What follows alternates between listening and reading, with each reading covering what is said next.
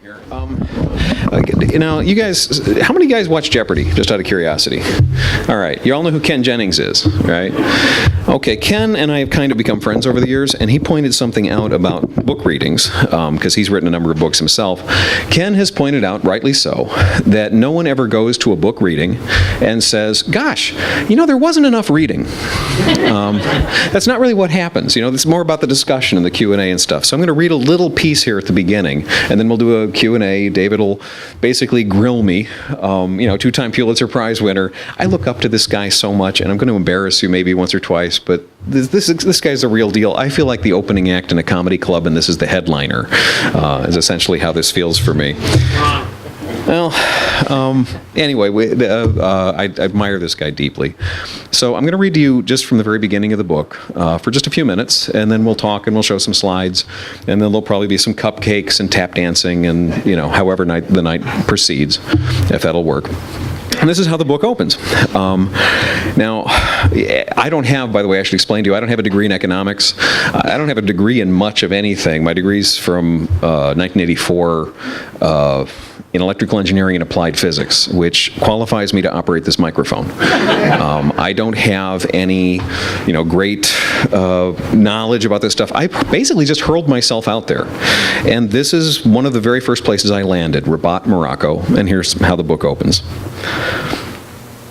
Muhammad is a bicycle and motorcycle repairman, slight of build, shy, almost apologetic in his body language. And as he first welcomes me, I'm sure he was one of the smaller kids when he grew up, and he probably still feels like it sometimes. But now as a 42-year-old adult, Muhammad now labors for 11 hours a day, 6 days a week, in a space smaller than many American kitchens. And by the way, Muhammad's work area, like the rectangle of you guys sitting here, is roughly the size of Muhammad's work area.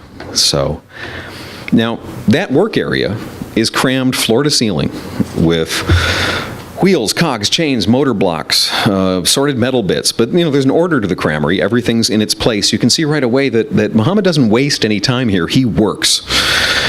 Now, when our conversation concludes, I turn around from Muhammad's garage, kind of facing the street, facing a half-dozen young men in this working-class part of town, and they're staring at me and speaking at me in a language that I don't understand, and one of them is making a fist. Now, when I was a boy in Ohio, Morocco was far away and alluring. Tangier, this pulsing oasis for international spies. Marrakesh, where Crosby, Stills, and Nash got the sunset in their eyes. Casablanca, a place so remote that Humphrey Bogart could try to hide out from an entire world war.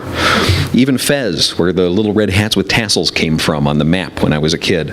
Even that felt really enticing. But now that I'm here in Morocco, it's a lot less beguiling. Casablanca is the size of Chicago, and it offers not just Africa's largest mosque, but its biggest shopping mall, with the traditional Saharan pleasures of Sunglass Hut, Pinkberry, and bowling.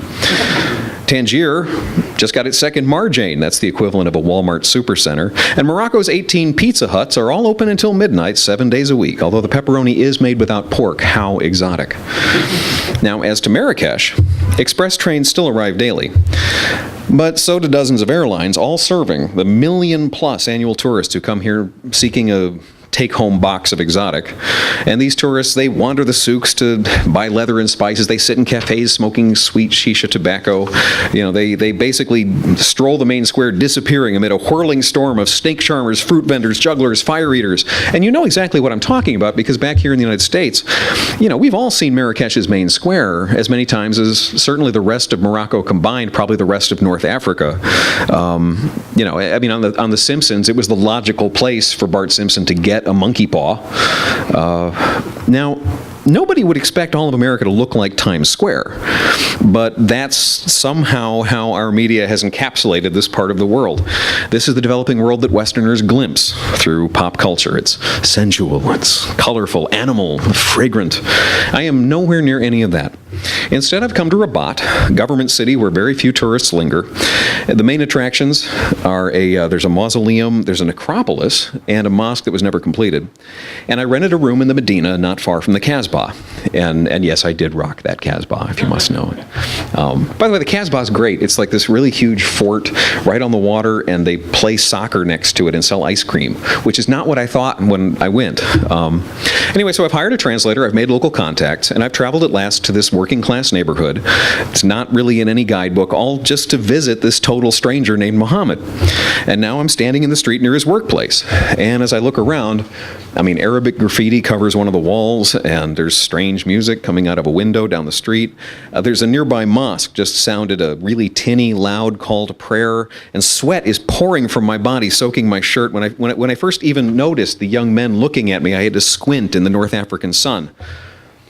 That's the developing world that we see in the news.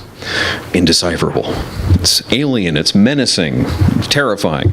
And in fairness, the United States Department of State does warn that potential targets for Americans, if you're in Morocco, you are a potential target if you are in a club, restaurant, place of worship, school, hotel, movie theater, and probably a bookstore, just like this. But in reality, even the Marrakesh main square, merry tourist construct that it's become, it would attract an extremist response, with one popular cafe, 17 of its customers blown to bits. Well, where I am with Muhammad is nowhere near any of that either. Still, all of the young men are making fists. Muhammad has 3 kids, 15 and 7, plus a 13-year-old son, and he works these 66-hour weeks. That's more than half of his waking hours on Earth, to afford to send them to school, to get them an education, and try to build a better life for them. That's why he stands in this small room, his hands, face, his blue overalls covered in oil and grease, over and over again. Now, he's been really guarded since my arrival, unsure what to make of this well-fed Midwesterner who speaks very little Arabic and has no personal connection to Morocco, but has nonetheless stumbled into his tiny shop from halfway around the world just to say hello. So out of instinct, I just start telling this total stranger about my dad. James Robert Harris was a manual laborer for General Motors. My father did overtime, second jobs, third jobs, whatever, just to put food on the table. And I suddenly confessed to Muhammad that I've never had to work that hard in my life, but only thanks to my dad. And I also tell Muhammad that I imagine he loves his kids just as much, the same way that my dad loved my sister and me, and I understand that that's why he works so hard in this space. And I'm honored to meet a man capable of this kind of love. And this feels like a really vulnerable thing to say to a stranger halfway around the world that I've just met, especially one from a different culture. It's the whole other side of the world from where I grew up, but it is the truth. I do feel honored. I do see this densely packed garage as a work of love. It's obvious. So the words just kind of come out. And the credit or blame belongs to my translator, Bushra. She's a young mother of 2, bright, strong-willed, compassionate. I've only known her since this morning, but we formed an instant friendship. And fast-forwarding, we're still Facebook friends. And as I speak, my description of my dad brings a really sweet smile to her face. And I catch Muhammad reading her expression, which translates my feelings before we even get around to actual words. So encouraged, I kind of continue to babble. And I still don't notice this small crowd forming in the street behind me, drawn by the curious sight of a Westerner. Passers-by are starting to stop, sort of ask each other who I am, what am I doing here, and discuss how they should all react. Now, Bushra translates, and I start to feel nervous. I may have screwed up. It's probably presumptuous of me. I'm a relatively prosperous Westerner, privileged in gender, skin tone, hair color, eye color. A massive winner in the birth lottery, despite my parents' poor Appalachian roots. To compare my dad's story to Muhammad's, maybe that's presumptuous. It might be more conventional, at least by my culture's standards, to assume that Muhammad's life must be inconceivably different. And so I can get very objective and keep things impersonal and just ask business questions only, sit quietly, take notes, move on. And Muhammad has financed his tiny business with microloans, after all, and that is the ostensible subject here, right? Well, here's the facts. His first loan 5 years ago, that was used to buy equipment and tools. It was for the equivalent of less than $600, repayable about $100 a month. That's all he needed. As his business has grown, he now borrows and repays about 3 times that much each year, using the credit to upgrade equipment, hire help, smooth his cash flow, whatever he needs. And those numbers were what I'd planned to ask about first, and then we'd discuss, what they mean. Does this mean his kids go to school or they wouldn't? Would his life be any different? But none of that came out. Instead, here with this Moroccan bike tinker on one of my first trips into the field, my whole intuition has been to tell him about my dad and just see if that connects enough to open the conversation beyond numbers and go from there. I'm flying on instinct. I'm just hoping for the best. Bushra concludes her translation, and there is a pause. And Mohammed turns to me, and this little smile starts forming on his face. Very proud little smile. And he very quietly says, "Shukran," looking me straight in the eye. Shukran is Arabic for thank you. And I don't know what to say back, so I just touched my heart respectfully with my right hand. And we just stood there in silence for a minute, just making eye contact. And the need for a translator just completely disappeared. The crowd behind me is still growing, though, although I don't know that yet. So we talk about our families, and eventually Mohammed offers to let me work with his tools under the mistaken impression that because my father was good with his hands, therefore I must be as well. No, thank you, Mohammed. I'm honored, but I would break something, probably my own fingers. And then Mohammed and I reached to shake hands. Now, the palms of Mohammed's hands are completely slathered in grease. So instead of a regular handshake, he presses the back of his hand against mine. It's a very polite and very playful gesture. So I nod and smile appreciatively and try to figure out where to put my hand in all that. And then finally, Mohammed gestures behind me, and I turn and see for the first time this growing audience that I've been attracting.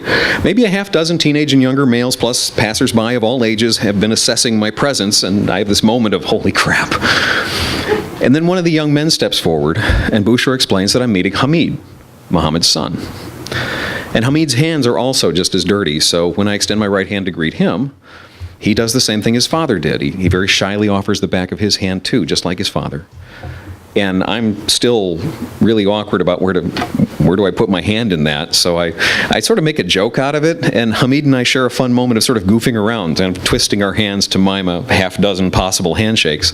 And the other boys start to smile. So finally, high five, I suggest. And I look back at Bushra, wondering if this will need a translation. No, thanks to the internet, the globalization of Western media, no, high five does not require translation in Morocco. And Hamid high fives me instantly. Small world. And his friends and I exchange a few high fives too. And those who are unfamiliar with the sophisticated technique are able to decode the procedure and catch on. Low five, I continue, because I'm like that, all right? And we carry on, enjoying the unexpected novelty of knowing how to greet each other multiple ways. Fist bump, I suggest, making a fist. And here the young men's faces just turn kind of curious.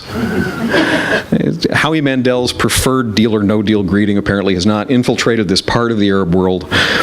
So I bump my own fists together as a demonstration, just saying the American slang word dap as I do. Dap, dap, dap, dap, dap, dap, dap. And the boys smile in complete bafflement at this point. They really do this odd gesture in America?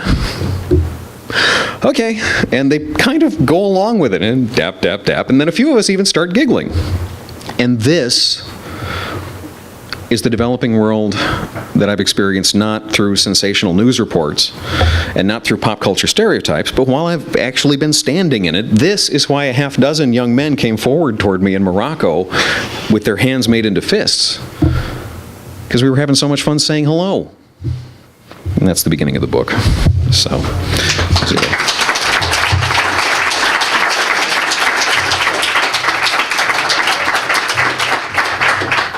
now I guess we'll do a little Q&A here. I hope you're all familiar with David's work.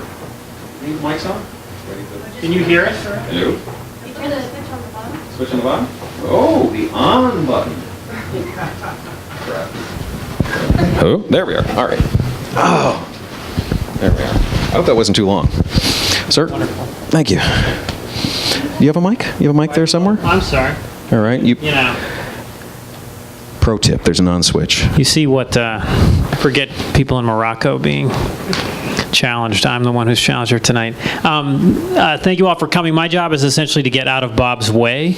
As you can see, we should just let him talk for the next hour. I'm just thrilled to be here. The book is wonderful in that it's, as you can tell by the way it's basically the way he talks, is the way he writes.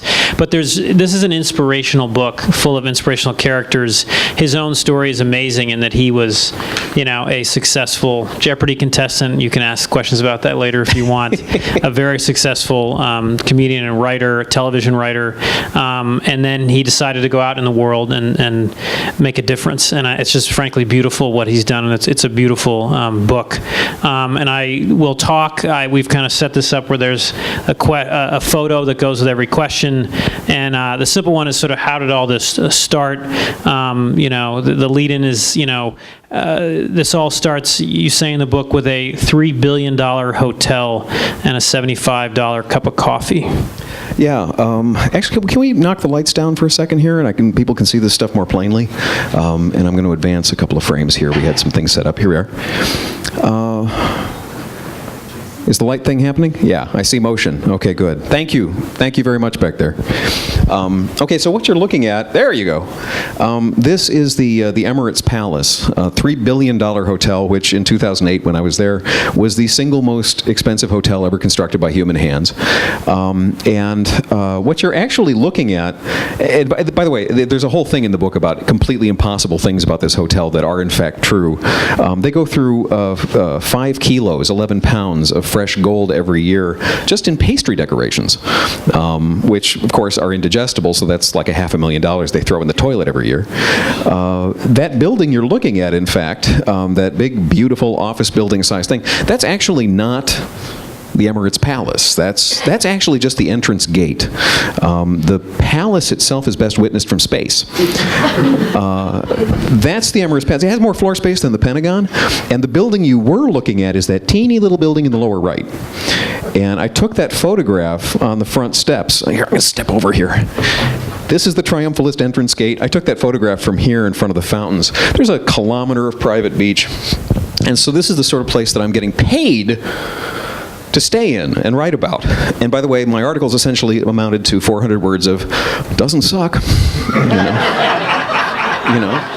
That's pretty much all I had to say about it. And then, there was some stuff about thread counts or whatever. And so you do this for a while. And I had a cup of coffee. I don't have a slide about it. You mentioned the $75 cup of coffee. But one of the indulgences of Dubai is the most expensive coffee in the world, the finest coffee, which is made from the poop of a small Indonesian civet called a luwak. And apparently something about the luwak's digestive system allows it to, it just touches the coffee bean. It caresses the bean. And then it excretes the world's finest coffee, which somebody picks up off the ground, and I don't know how many other things they tried first. I don't want to know. And then they make it and they grind it, and I was in a bar in Dubai, and I had this, and copy luwak. And then you look outside, and my $75 cup of coffee is probably about 12 days' wage for this guy who's the one building the hotels. He's an immigrant laborer. I don't know this specific gentleman's name, but he was somewhere, he's from South Asia, almost certainly, possibly Southeast Asia, East Africa, and thousands of essentially modern indentured servants are the ones who are building the place, living 10 to a head out in camps in the desert. And my dad, who you heard about while I was speaking, he worked second jobs, third jobs, trying to put food on the table. And when I learned that these guys are doing this for their $6 a day because they're from places where they can only make maybe $3 a day at home, and so this is a little extra money, so they'll sign up, go off for years, and they'll send those extra dollars home to help take care of their kids. These guys are in this hell because they love their families. I don't think there's a single person in this room who could have just put that money in their pocket and walked away. I'm sure of that. And so that's why I made some decisions. Well, I disagree. I think there's many people that see scenes like this and do nothing about it, and it's to your credit that you changed your life and then spent the world. I mean, he went to a dozen different countries all over the world, 5 continents, to see exactly where his microloans went and whether they actually made a difference or not in people's lives. And the theme of this book is really humanity and empathy. And I'm going to go back to your dad again. This is one of my favorite passages. It's again about his father, and it's just beautiful, frankly. It's just one paragraph. Dad passed away almost 20 years ago, but I'll always remember him sitting exhausted on our front steps on steamy August nights, drinking his beer and staring into the middle distance. As I grew up, I barely realized he was constantly trying to recover from another long day of heavy work, scrounging up the gumption to face another day just like it, and another and another. Sometimes Mom sat next to him. More often, he needed to be alone. We're all sort of cynical at this point about poverty and making a difference. I guess next wanted to ask you about Kiva, what they do, how your loans worked, just sort of a basic overview. Sure. Microfinance 101, who's up for it? I'll move forward here with the slides here. And by the way, this is... there's a couple of slides here we didn't get quite everything choreographed to the questions here, but this is in Chowpatty Beach in Mumbai, and you guys looking at those children probably have the exact same emotions I had when I was looking at those children. I mean, we're pretty much all the same here. So this is where I wanted to do something, and this is an accurate sign, so I just included it. This is actually at the exit to the rental car desk at Gatwick Airport, and it turns out actually it's really accurate because the guy in this black car up here got about 100 meters up the road, and he spent more time with his family. So it turns out to be real. Anyway, so Muhammad Yunus, microfinance. A couple of years before I go on my adventure, he shares the Nobel Peace Prize with the Grameen Bank that he helped found and he founded in Bangladesh. And microfinance has many different forms, and it's practiced in, there's like more than 100 million clients in more than 100 countries now all over the world.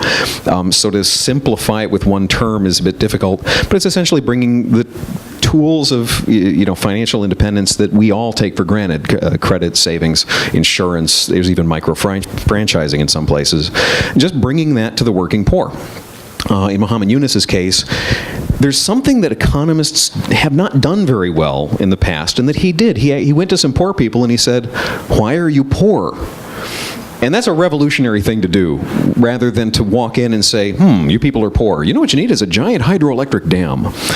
And then hundreds of millions of dollars come in and build the hydroelectric dam, and the government there, which happens to be an ally of the United States, gets all kinds of political benefit, and it all just goes off into the ether. Instead, you just show up and you say, what do you need? Bottom up. You tell us, because we have these stereotypes about the poor that maybe they're not creative, or maybe they're not educated, or they don't work really hard, or all of that. And the more I learned about microlending, the more I started to realize that those stereotypes all just blow apart. So I got interested, the platform that I use and that I recommend, and I do not work for them, I do not speak for them, it's kiva.org. They've never paid me $1. They're friends, they've become friends over the year, but they're my favorite charity. They're in San Francisco, and they're a web-based platform where anybody can go online, and you know how like when you go to like eBay and it's like everybody's garage sale, or Craigslist and it's everybody's apartment or whatever. This is, here's a Bangladeshi fisherman who needs to patch a hole in his rowboat. Here's a Kenyan who wants to borrow money for a cow, and you just scroll through it and find people you want to help, and you can lend the money and it gets repaid. And so I got interested in Kiva, that's how you spell it, and started making loans. And should I start walking through the clients I met, or Sure, do you want to? that'd be great. Go ahead. Okay. I don't mean to just hijack this. I mean, No. I got to get out of your way. That's my goal. Well, so far you're doing pretty good. Don't push me, but okay. Now, we're going to probably have a little bit of conversation about Bosnia here, because David has considerable experience in Bosnia. Can I tell them part of why you won your first Pulitzer? May I share that? Sure. Okay. Yes, sure. How many of you guys have heard of the Srebrenica massacre, the genocide in eastern Bosnia, right? This gentleman is the reporter who is the reason we know about it. This is the guy. I think that's... this guy, I mean, read about it. He went places. I mean, he was detained by the Serbs. He was threatened with 10 years to prison, 10 years of prison to death. This guy's got serious courage and has gone places. You know, I have the good sense to show up 15 years later, personally. You go right there where the thing's actually happening, and my admiration for you is really large. So here's what's happening after you left. Let me catch you up on Sarajevo. So I go to Sarajevo, and there's an organization there that does not just microfinance, but lots of services for women whose lives have been impacted by the war. Everything from vocational services, education, literacy, mathematical training, like anything you can think of. A lot of these women in that culture haven't even been touched, and so they have dance classes that essentially wind up being an opportunity for people to be touched and often break down in tears simply because it's the first time they've been touched in years. It is a beautiful thing that Women for Women do in Bosnia. So I'm in Sarajevo, and I'm visiting with the woman who runs the place, Saida Saric, and I'm interested in meeting some of my Kiva clients. And we have this great conversation, and she says, "Oh, you want to meet some of ours? Is someone you've lent to? You have names?" And the next thing you know, I'm in a car driving to Tuzla, further north in the country, where I go meet Zorka Jokic here, who is a pig trader, as you can see in the background. And this is me on Zorka's front porch the very next day.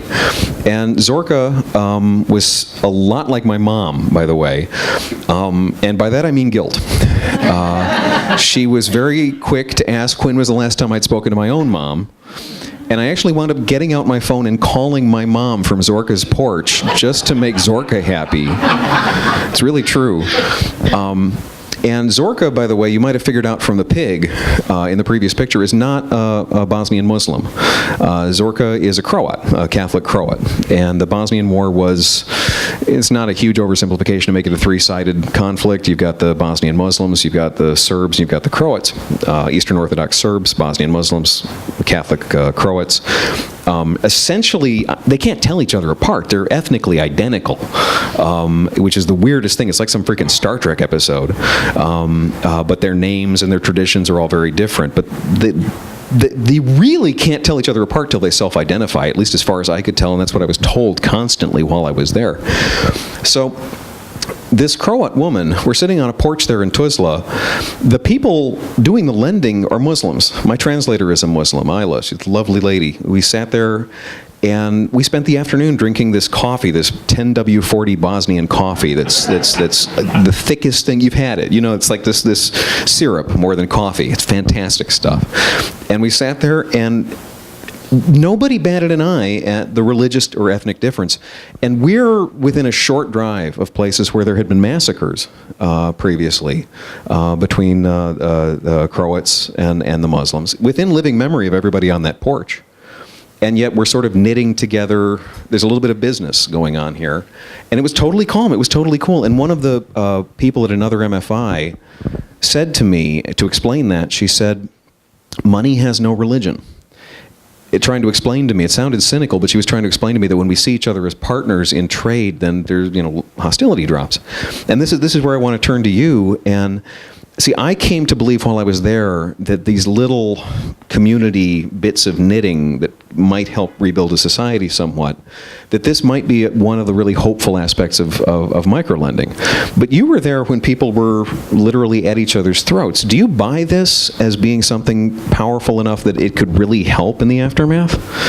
Absolutely, and I think it would have helped before. I mean, the war started because the economy was falling apart in the former Yugoslavia, and and these microloans make a huge difference in sort of bringing these communities together. So I totally agree with you. I think it's fantastic what Kiva does. No, and I've, it's all about jobs. Our differences here our differences here are exacerbated by economic tensions. It's the same in all these countries.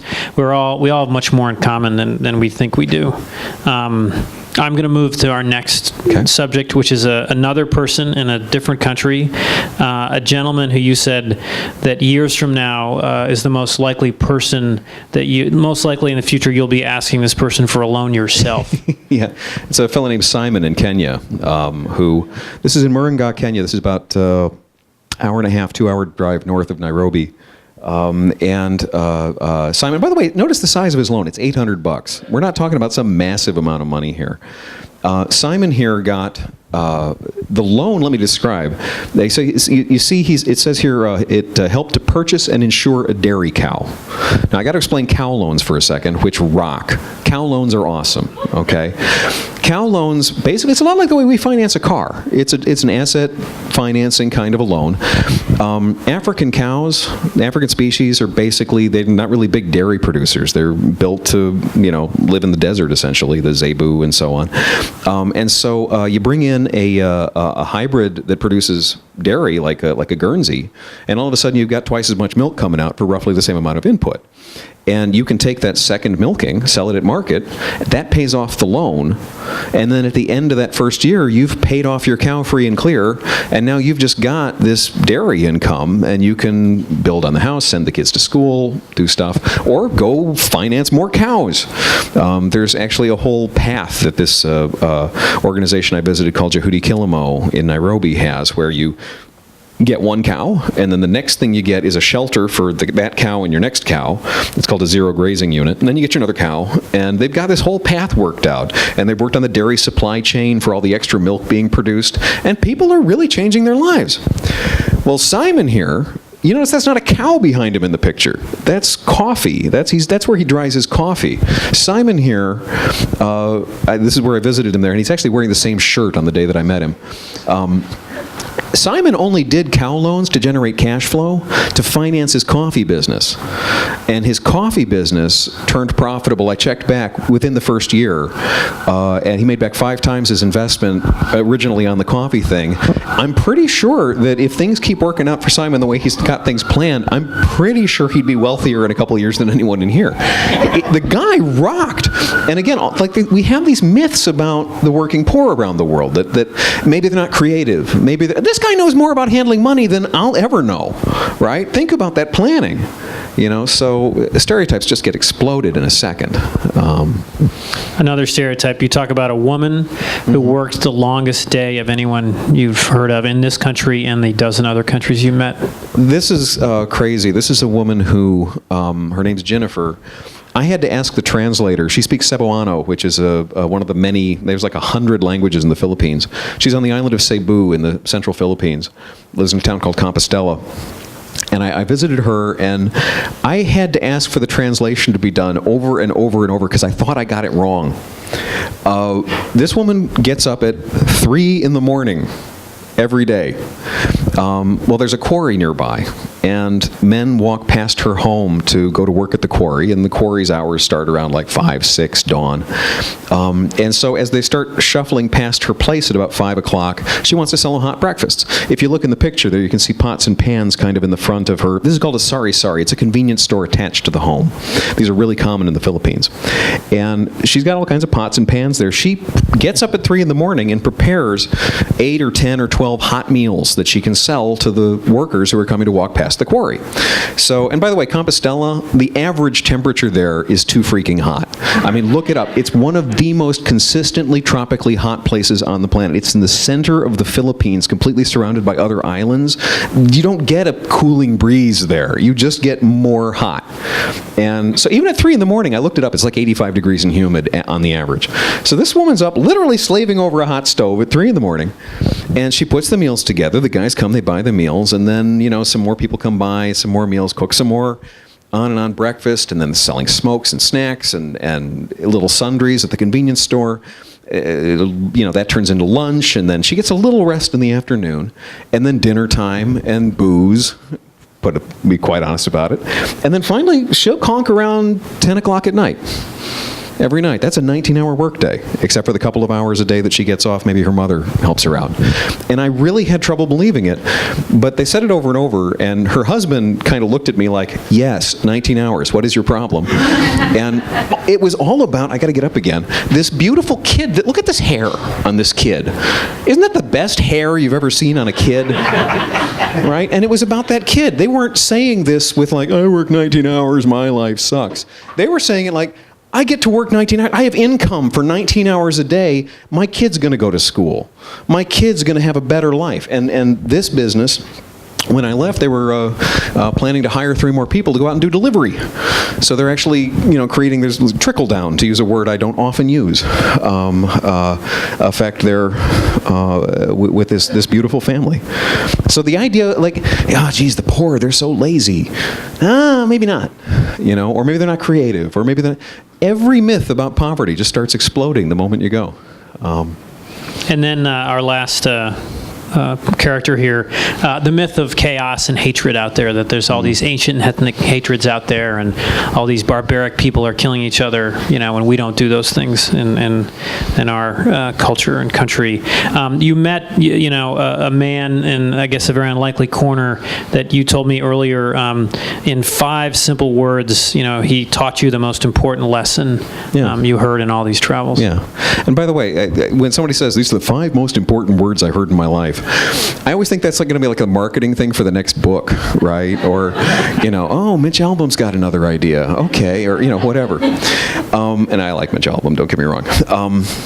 But this is actually the truth. I didn't realize at the time when he was saying them how much I was going to think about them. And in the book, I don't actually write about them as the 5 most important words I've ever heard. In the book, they're just the 5 most important words I heard in Lebanon. And as time has gone on, they've really sunk in. I normally do it as a reading as part of the thing. It's 1 page. But I can just tell you the story. I was in Beirut visiting a local lending institution called Al Majmua, which is Arabic for the group. And, Beirut has been rent by all kinds of different factional violence for a very long time. Al Majmua is non-denominational. They'll lend to pretty much anybody. They would love to do loans across groups, where some of the group is Shia, some of the group is Sunni, some of the group is Christian.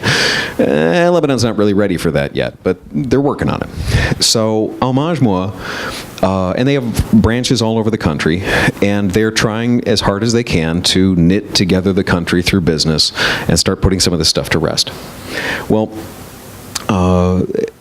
I met a bunch of Al Majmua clients, one of whom, in fact, was a barber who I really liked and got along with very well. And I participated in everybody's business when I showed up. So I'm sitting there in Beirut, and he gets out a straight razor, and he's right here. And it kind of dawns on me, you know what? I'm in Beirut, surrounded by Muslims, and I've got a straight razor at my throat. Rock and roll. And it was a great shave, and that was the end of it. But, when I was in college, that would have been the most terrifying image in the world. So anyway, I met all these clients, but the guy who said the most important thing to me was actually a loan officer who worked at Al Majmua. And I give him a lot of the names in Beirut. I give pseudonyms to. I don't think it would do any harm for me to give their real name, but just on the tiny chance. I don't want to cause any harm. So I call him Ahmed in the book.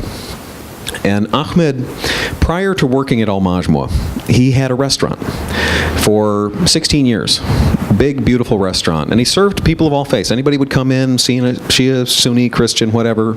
And the way he would say it, he'd say, love God, all the same. His English wasn't very good, but he was very clear with what he meant. By the way, every time he said the word God or love, he was touching his own heart. He didn't point to the sky. He didn't say Allah. He was trying to speak in English to me, and he was gesturing about the love in our heart when he spoke of God. And we're riding along in his crappy old car, bumping through these war-torn Beirut streets. There's potholes everywhere. And the 3 tenors are on the radio, which eventually gives way to Eye of the Tiger, which was great. Bump and bump and bump and bump and bump. Highly testosterone laden, and I'm sitting there thinking about the great cultural exchange, that's happening here. Lebanon, Biblos, the place from which we get the words papyrus, bibliography, the Bible itself. Tyre, where one of Shakespeare's plays is set. The Phoenicians came from here, and we gave them our O Speedwagon. Okay, that's fine. So that's not really fair, but so we're bumping along in his car, and he tells me his story. And he had he's got a beautiful family, a very rich man, a beautiful wife, 2 beautiful children, very rich man. God makes me a very rich man.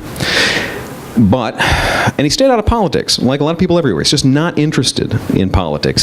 That's for governments. And as he actually said, politics, television divides us. You love God, it's the same. So in 2006, though, there was the conflict where Hezbollah kidnapped a couple of Israeli soldiers, and it escalated finally into airstrikes. And one of those airstrikes landed directly on Ahmed's restaurant, destroying everything he owned. just gone. His family was okay, thanks to God, but he had to start over. So now, putting his own life together, he works for Al Majmua, assisting, to help other people put their lives together while he's doing himself. And to make a little extra money on the weekends, to help his kids get through school, he works in somebody else's restaurant now. He works as a waiter. He busses dishes. He greets at the door.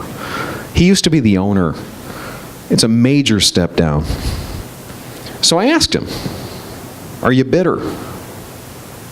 Because, come on, if it's me and, I don't know, somebody blows up my house, I'm upset, right? Are you bitter? Are you angry? Are you angry at Israel? Are you angry at Hezbollah? Are you angry at other Lebanese? Are you angry at God? I was almost asking who he was angry at. And he looked at me like I was a child, and he said, as long as I have my God, I have nothing like that. You love more, you win. And in my memory, he didn't pause, but, in reality he didn't pause, but in my memory he did. And he repeated for emphasis, you love more, you win. And those are the 5 most important words I ever heard in my life. And this didn't come out of a yoga retreat in Berkeley.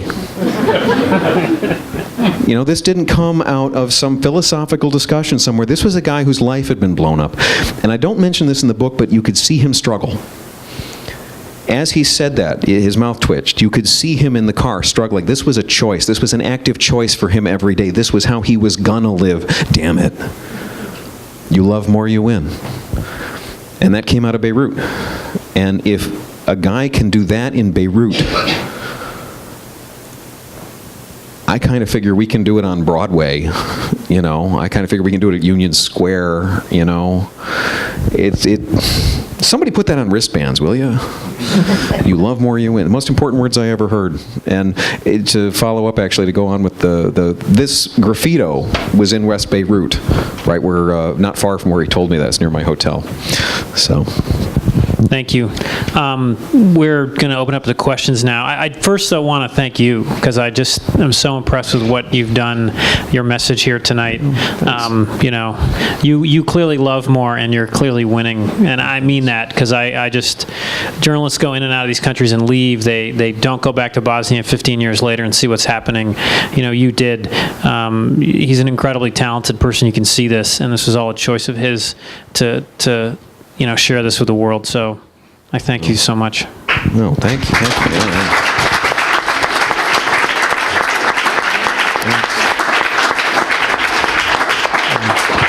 Thank you, David. Any questions? Yeah, fire away. Oh, good. Yeah.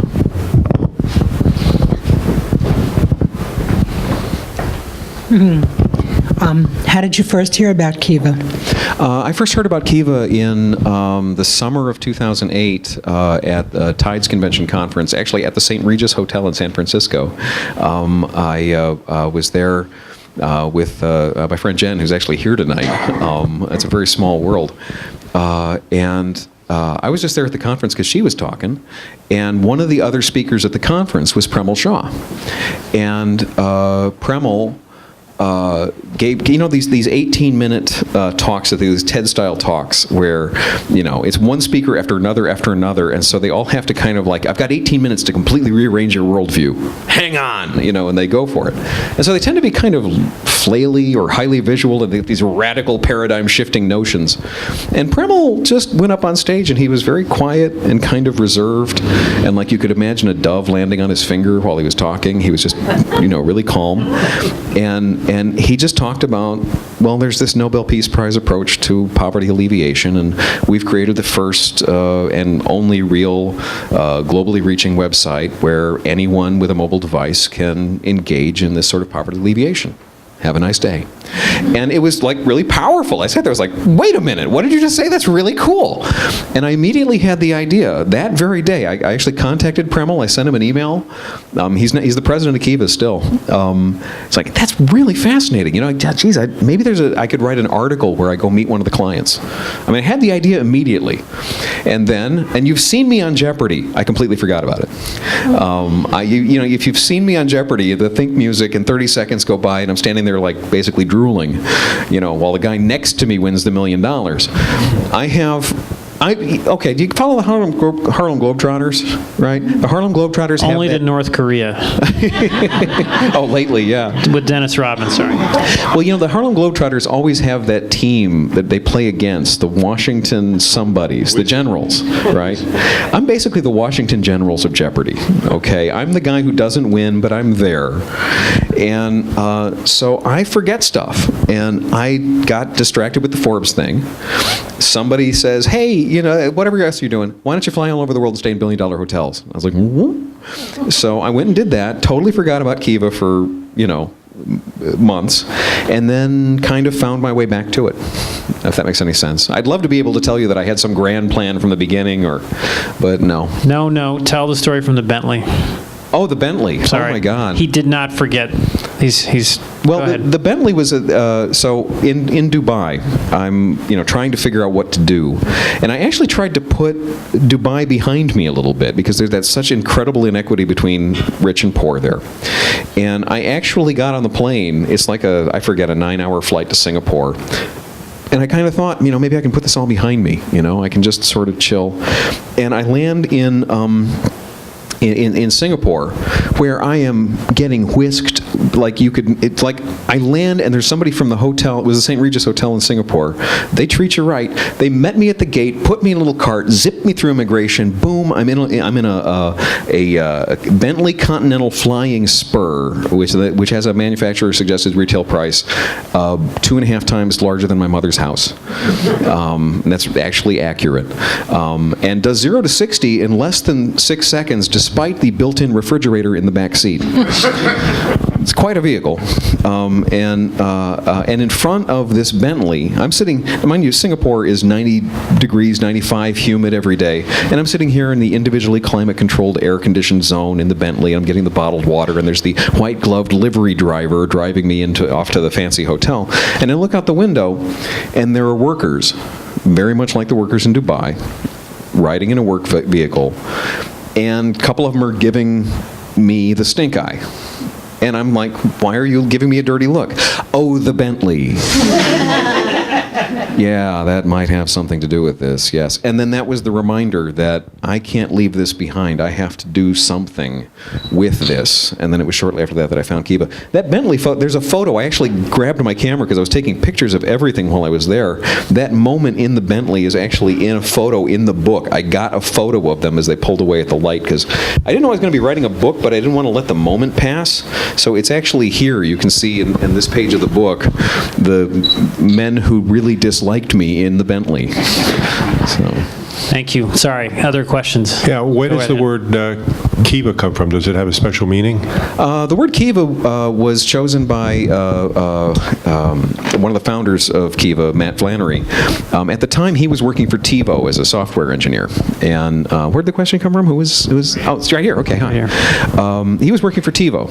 And there's a couple of different approaches to naming things. One of them is to try to give a really, really accurate name to a thing that communicates what it is. DirecTV. TV directly into your home. The other one is to choose just an abstract noise and then attach to the abstract noise whatever positive association you'd like to. TiVo. And he worked at TiVo. So he wanted something short and punchy that communicated something that could be positive. And he got out a Swahili to English dictionary and found a word that meant trade that no one in East Africa actually uses. And chose the word Kiva because it was short and it was punchy. And to this day, I've never heard anyone use it in a sentence other than in the Kiva sense. And that's where the word comes from. It also means neat in Finnish. So, and it's a homonym for let's go, or who goes, I think in Italian, if I remember. So, that's. Other questions? Yeah. Oh, here. How does Kiva identify borrowers and how they originated actually loan requests? Okay. Two answers to that question. There's conventional Kiva, and then Kiva Zip, which is extra crispy. And I'm going to describe conventional, original recipe Kiva, and then we'll get to the extra crispy. Original recipe Kiva is, in fact, I have Wi-Fi right here. I can actually show you better than I can tell you if you'll bear with me. Let me hide that and see if I can launch a browser. Let's try that one. Can you see this? Ah, look at that. Oh, by the way, that's not a plug for my book at all. Not at all. Da, da, da, da, da. All right. Kiva has a, let's go to the website here real quick, as long as we're here. Yes, I can spell. All right, we go to Kiva. There we are. There's beautiful Kiva. And if you look at any of the loans, and we'll just go to Lend, right? It's not very hard to find your way around the site. They make it as simple as they can. And let's go to the first loan that comes up. And I have no idea what loans are going to come up or anything like that. We'll just see how this goes in real time. Imelda Virginia here in Guatemala, and she needs $975 to restore physical movement of her arm after severe burns. Okay, we're going to do that. I don't care if she pays back or not on that one. I really don't. I don't want her to pay me back on that one. So now if you look at this, it's funding via the Plásticos Foundation. The Plásticos Foundation is a partner of Kiva's in Guatemala that will actually do the client interface, do the due diligence, the vetting. They have people, they're the ones who do the basic banking stuff. They take a photo of the client, they put it up online along with the bio, Kiva puts it up, you and I fund it, and off it goes. There's an intermediary in the country.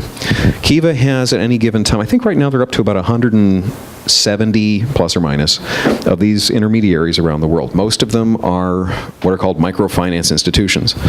That is a huge umbrella phrase that can mean anything from what Women for Women do in Bosnia, where there's all these social services involved, or Rigo Opportunity Bank that I visited in Rwanda that does education and HIV prevention and just a million other services. And then there are some MFIs out there that really just kind of loan mills. Kiva doesn't work with them. So Kiva does due diligence. They try to find people who work specifically with vulnerable communities. They just came up, they found 3 partners in India just now that they finally worked things out so they can get the money in and out of India. And one of the first loans that came up was some husband needed to take care of of his wife who was suffering with leprosy.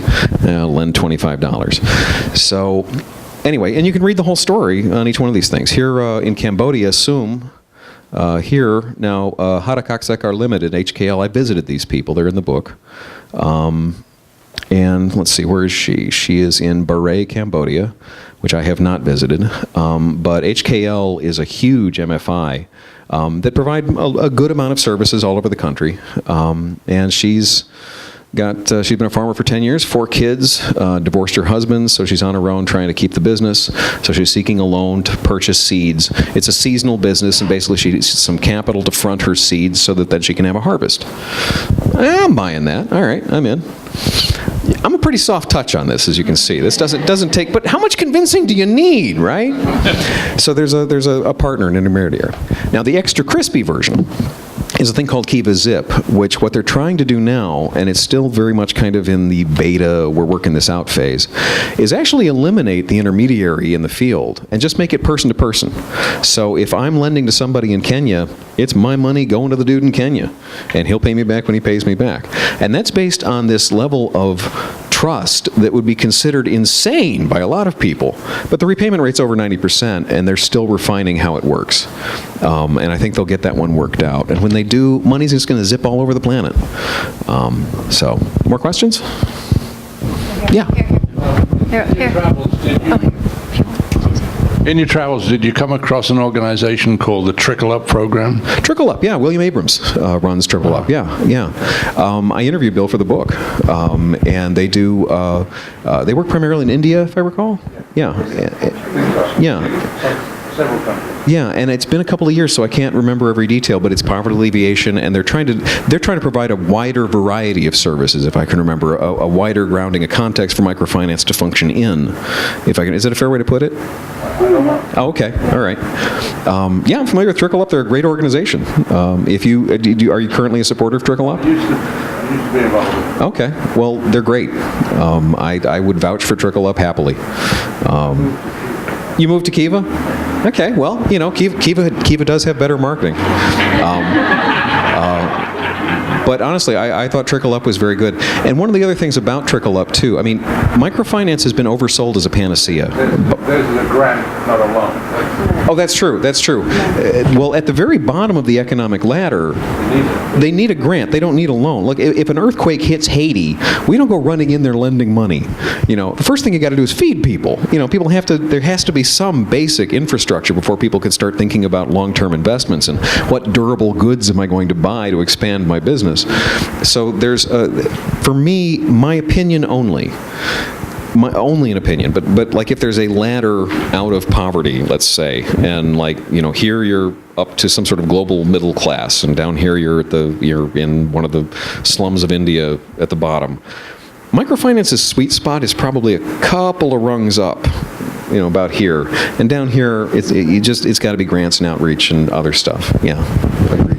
Can we get one more question? It's about 10 past. The Kiva Zip, Yeah. does it work only in the U.S. or work worldwide? And how do these people come across Kiva, and how do the fellows have anything to do with that? Sure. And can you talk about Kiva in the U.S.? Yes, absolutely, absolutely. These are several questions. I will answer them all sequentially. The simplest thing for me to do is going to be to talk about Kiva in the U.S. by making a loan to a borrower here in the U.S. So I will click on the map and see if we have... Oh, we don't have any U.S. loans on the map tonight. Oh, yes, we do. All right, there we go. I was all whiny there. That's what I sound like when I'm whiny. All right, so let's see. We should have the U.S. loans up. Okay. Now, you see the loan volume, the size of the loan is substantially larger. This guy's getting $5,400. These loans are like 10 times larger than the loans into some of the developing world. This was actually really controversial when this first started, because people thought, well, geez, that's sucking up the loan money for like 10 or 12 other people's loans just to get, Wayne his computer equipment. Does that mean that there's 10 people in Chile that aren't going to get funded? Well, it turned out, fortunately, no, it doesn't mean that, because there's plenty of Americans who only want to lend into America. So it just sort of expanded the pie into a different area. This hasn't meant that people in the developing world didn't get funded. But so we do have loans with partners here in the United States. Acción East, I think I think they're here in New York, and Acción Texas, and so on. And let's make a loan while we're here. I'm going to go for Bruno. And the double your impact, Capital One here is matching this loan. Sometimes there's a big corporate backer that wants to put some money in, so that loan's going to count double. And I'm going to go ahead and check out here and show you how this works. And it's as easy as using eBay or anything else here, right? Now, Kiva wants a 15% tip. I don't mind, frankly. They give good table service. So I'm going to click that number. Oh, hey, it doesn't have me logged in. Let me log in. Close your eyes. Everybody close your eyes. All right. You didn't see this. Is that the right login? Probably. All right. Oh, okay. All right. Yeah. I'm watching all of you. All right. All right. There, did I get in this time? All right. You can see how carefully prepared I am. There we are. Okay. So let me go back to my basket. Just the checkout basket, just like anywhere else. And, okay, I'm going to go ahead and pay that little tip. And I've got a bunch of credit in my portfolio. There's thousands of dollars that have been repaid already from other loans. So this will just be taken out of money that's already been repaid from the field. And... Oh, my team. Okay, well, I'll get to Kiva Zip and the team.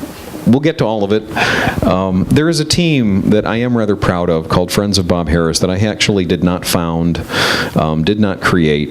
But if you look at the all-time stats here on at Kiva, there's the atheists have raised 10 million. There's a team called the Christians have raised 6.7, and they're having basically a philosophical argument about whether or not God is necessary for humankind to do good.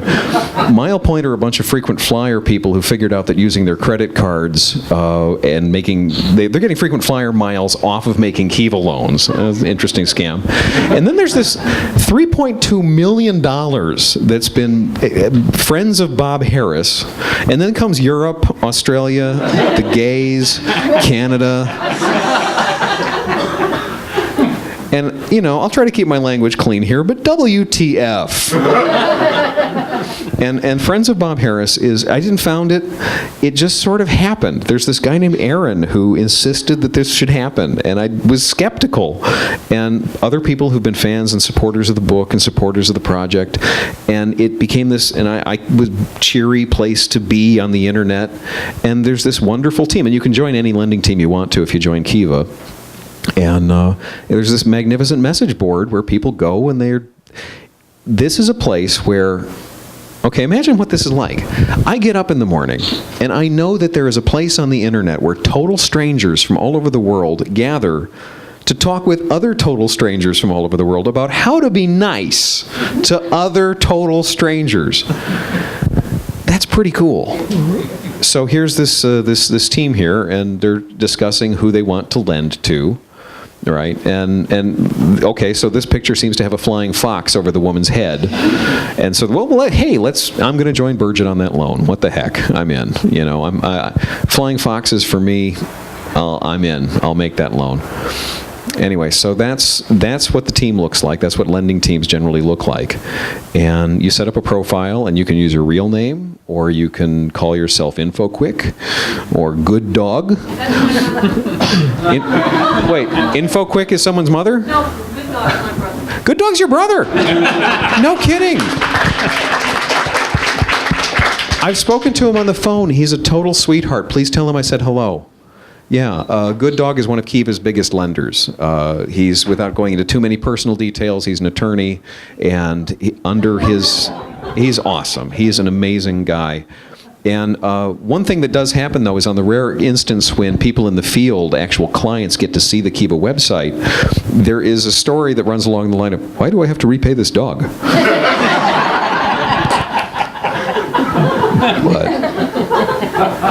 So that's fun. So anyway, that's what the team is. Let me show you Kiva Zip. Kiva Zip is a different thing.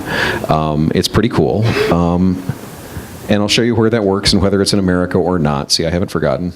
And it's now pretty fully integrated, I think, with the rest of the Kiva site. It's a pilot program. And this looks like is this the only loan they have up right now? I guess it is. Okay, well, in Washington, D.C., here's Andreas, who's producing kombucha tea. And if I want to, I can lend him $25, and there's no bank in the middle. This is my money going to him. And sure, he's good for it. And with Kiva Zip, there's actually somewhat more direct communication. And it's active in the U.S. and also in Kenya. They have a lot of Kiva Zip folks in Kenya.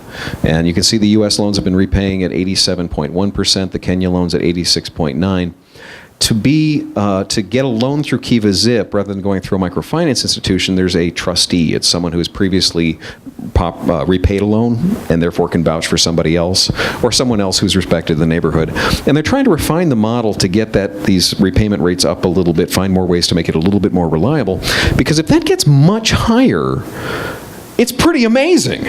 I mean, money can just go flying all over the place. And I'll share with you my dream. What I really want to see happen next is for this not to be going through the computers, but be going entirely through the phones. These things can change the world. In Kenya, mobile banking is so much more advanced than what we have here. I want to buy, that watch from you. It's a nice watch. It's my dad's. Okay. Well, I'll pay you extra. I type a code into my phone. You type a code into your phone. You're paid. I take your watch. And it's totally secure. You got paid. You can't get ripped off. That works. It works really well. When that can be done on an SMS-based system, that can go to every corner of the world. As soon as it's just down to a text-based system. You can go to the very fringes of humanity. You can start bringing financing to people who, some guy in northern Greenland needs to patch his rowboat, and there's nobody around for 40 miles. Well, if he's got a cell phone signal, you and I can fix him up. And if there's a way to make this thing a repayment of like 95%, the world changes. This gets really interesting really soon. So anyway, that's what Zip is. If that helped explain that. Based on trust. There's no collateral, no intermediary, nothing. Yeah. Just they apply to Kiva, and Kiva says, yes, I believe in you, and that's it. the ZIP program, there's a trustee who's already a trusted person, and then that trustee says this person's fine. Yeah, and that's it. And they're trying to refine it a little bit. And the fact that they're getting repayment rates, of 87%, people are fundamentally honest. Now they've got to tweak it a little bit, so maybe there's a little bit more interaction, and that brings the repayment up. Or maybe there's a little bit more vouching going on, and that brings the repayment up. This isn't quite going to get it done yet, probably. But my God, this has potential. Just huge potential for changing the way. Like eBay. Yeah, like if you have a business, you need to get off the ground. In America, if you have a profitable business that's only existed for a year and a half, try to get a bank loan. You've got to be in business for 2 full years. Well, get your bridge loan, go here. And it can help small business, it can help the economy, it can do wonderful things. Anyway, I can prattle on for hours about this stuff because it's really cool. And you guys, by the way, have been like tons of fun to hang out with. And should we do another question? Should we wrap it up for the evening and do the signings? What's... Why? We can take one more question, One more and question? then that's it. No Yeah. pressure, make it a very good one. No pressure at Right all. here. Sorry.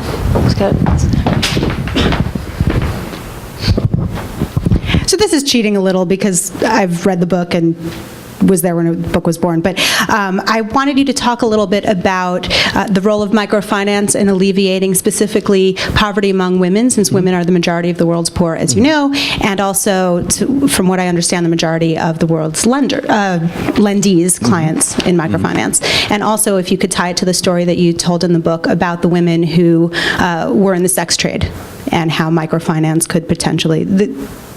You have a story about... Yeah, I didn't get anybody out of the sex trade. Well, no, I'm not saying... No, thank... I didn't get anybody into it either. Thank God you didn't do the Christoph thing. We don't need anybody buying women to set them free. Okay. No, I was just talking about the linkages that you made, even if at least subtly, between the men who work in the hotels and the building and all that. I'll do my best.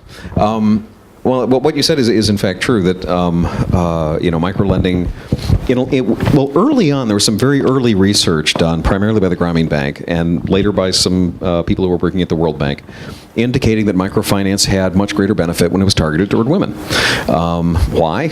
Well, indulge in whatever gender stereotype you'd like to here, but generally speaking, women were more responsible with the money. They would, invest in the kids. They'd invest in durable goods. They'd think long term. If it was the man or the woman that was going to just run off and get drunk with the money, probably the guy.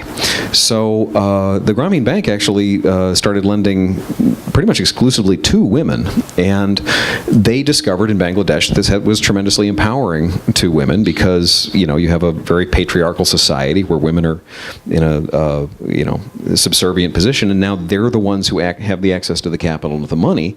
And it, created some tension, but generally speaking, the feeling was that it gave women a higher social place, a greater say in the family's future, greater say in whether the children would be educated, and so on. I mean, frankly, if they disagree with stuff, the money stops coming, so the guy's got to go along with things. That's been replicated in some other countries. The impact of that varies country by country to some degree that academics are still trying to work out. But it generally seems to work very, very well. I mean, as a rule of thumb, even on Kiva, something like 2/3 of all of the clients are women, and the loans tend to be made to women. And that's almost certainly for the good. One thing I will say is that when I was showing you Jennifer and how she was willing to work 19 hours a day for that kid, that beautiful, big-haired kid, that was also very, very common. What I saw all over the world, there's this thing called the American dream, which is that we're going to work really hard, we're going to make a better life for our kids. That's the human dream. That's not the American dream. We can let go of that. That's everybody's dream.